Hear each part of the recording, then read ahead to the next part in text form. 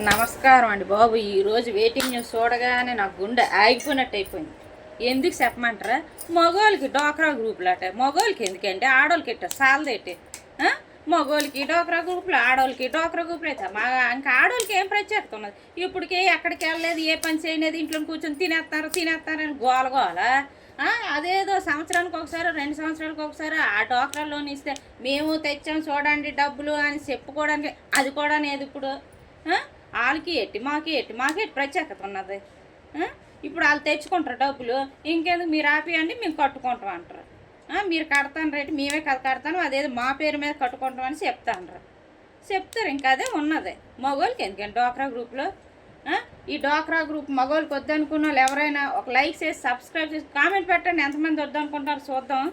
మగోళ్ళకి డోక్రా గ్రూపులు పెడితే ఆడవాళ్ళకి ఇంకా డోక్రాలు ఉండవు, ఏటుండవు, వాళ్ళే కట్టుకుంటారు. ఇంకా చూడండి మరి నేను చెప్పింది నిజమో కాదా మీరే కామెంట్